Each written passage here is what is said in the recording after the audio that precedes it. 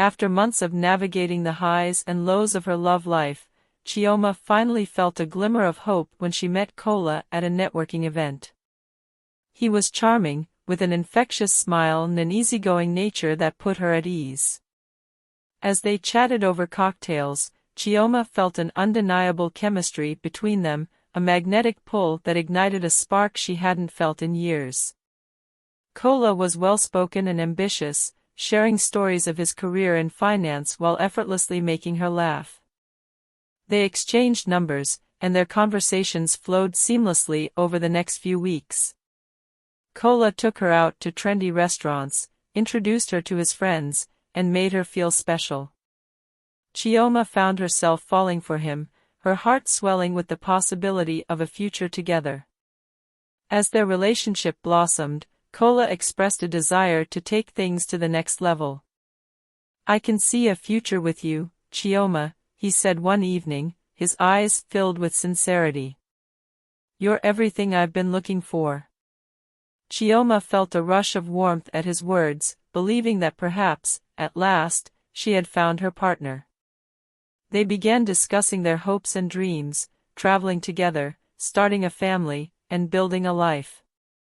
Chioma reveled in the idea of planning their future, imagining her wedding day with the man she had longed for. Her friends were excited for her, seeing the change in her demeanor as she glowed with happiness. But as weeks turned into months, Chioma noticed small changes in Kola's behavior. He became increasingly elusive, often canceling plans at the last minute, claiming work commitments. Chioma brushed off her concerns, convincing herself that he was simply busy. After all, he was climbing the corporate ladder, just as she was. One evening, Chioma decided to surprise Kola at his apartment. She had planned a cozy dinner with his favorite dishes, excited to spend quality time together. Arriving at his place, she knocked on the door, her heart racing with anticipation. But when Kola opened the door, he looked startled, and for a split second, something flickered in his eyes. Panic? "Chioma." "What a surprise," he said, forcing a smile. As they sat down to eat, Chioma couldn't shake the feeling that something was off. He was distracted, frequently checking his phone and making vague excuses about needing to take calls. Eventually, Chioma's curiosity got the best of her. "Kola, is everything okay? You seem distant," she ventured, her heart pounding. He looked up, his expression unreadable. "I'm just busy, you know how it is," he replied, brushing it off. But Chioma couldn't ignore the feeling gnawing at her. After dinner, she excused herself to the bathroom, her mind racing. As she washed her hands, she caught a glimpse of his phone on the counter. Against her better judgment, she picked it up and unlocked it, curiosity getting the better of her. What she found made her stomach drop. Messages from another woman filled the screen, some dated back months. Chioma's heart raced as she read through them, her worst fears confirmed. They were intimate exchanges, filled with sweet nothings and promises of love, and it became painfully clear, Kola was involved with someone else. Stunned, Chioma dropped the phone as if it had burned her. The betrayal struck her like a physical blow, knocking the breath out of her lungs. How could he do this to her? The man who had spoken of a future together, who had filled her heart with dreams, was he living a double life? When she returned to the living room, Kola was standing by the window, his back turned to her. The sight of him made her heart ache. "Kola, we need to talk," she said, her voice steady despite the turmoil inside.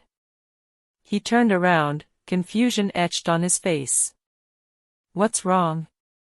With tears welling in her eyes, Chioma took a deep breath. "I saw the messages, Kola." "How could you? Were you planning on telling me? Did any of it mean anything?" His expression shifted, and Chioma could see the guilt flash across his features. "Chioma, I..." "Don't," she interrupted, her voice rising. You don't get to explain away your lies. I thought you were different. Kola opened his mouth to speak, but Chioma could see the defensiveness in his posture, the way he shifted uncomfortably. I never meant for you to find out this way, he finally said, his voice barely above a whisper. I was going to end things. End things? Chioma scoffed, disbelief coloring her words. You're engaged to someone else, Kola. You lied to me for months.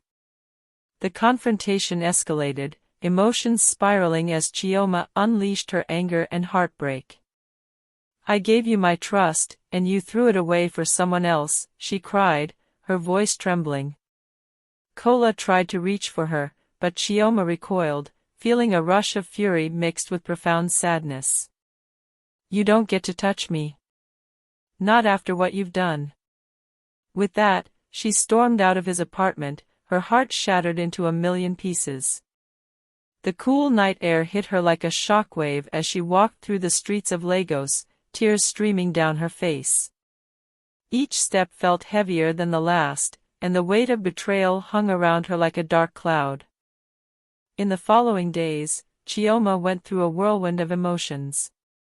Anger and heartbreak intertwined, leaving her feeling hollow. She cut off all communication with Kola, but the memories of their time together haunted her. The dreams they had shared felt like cruel taunts, reminding her of the love she thought she had found. Back at work, she struggled to focus, the constant reminder of Kola's betrayal lurking in the corners of her mind. Her colleagues noticed her distraction and concern, but Chioma put on a brave face, refusing to show them the turmoil inside. Late at night, she found herself scrolling through their old photos, searching for some semblance of closure. But instead of solace, she felt more pain. What was I thinking? She whispered to herself, grappling with the depth of her own trust. She had opened her heart to Kola, only to have it ripped apart. As the weeks went by, Chioma knew she had to make a choice. She could allow this betrayal to define her, to sink into despair and doubt, or she could rise from the ashes. Determined to reclaim her strength, she turned to her friends for support, leaning on them for comfort and encouragement. One evening, as they sat together sharing drinks and laughter, her best friend Tolu reached for her hand. Chioma, you are so much more than what Kola made you feel. You're strong, talented, and worthy of love. This doesn't define you. Tolu's words ignited a spark within Chioma.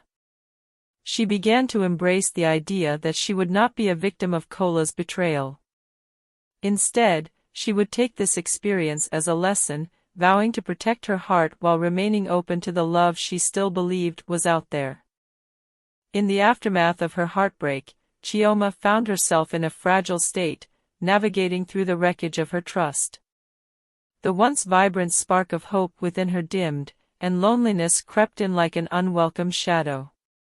Despite her friends' encouragement and support, she felt the weight of society's expectations pressing down on her, intensifying her feelings of inadequacy. One evening, feeling particularly desolate, Chioma joined her friend Funmi for drinks at a trendy rooftop bar in Victoria Island. The atmosphere was electric, with music pulsing through the air and laughter spilling from every corner. But as Chioma sipped her cocktail, she couldn't shake the emptiness inside. Come on, Chioma, let loose. Funmi urged, her eyes sparkling with excitement. Tonight's about forgetting your worries. Let's have some fun. As the night wore on, Chioma watched her friend effortlessly mingle with the crowd, while she felt like an outsider in her own skin. That's when she noticed a group of women at a nearby table, their laughter ringing out above the music. They were lively and bold, exuding an air of confidence that intrigued Chioma. Who are they? She asked Funmi, nodding toward the group. Those are the new Lagos girls, Funmi replied, rolling her eyes.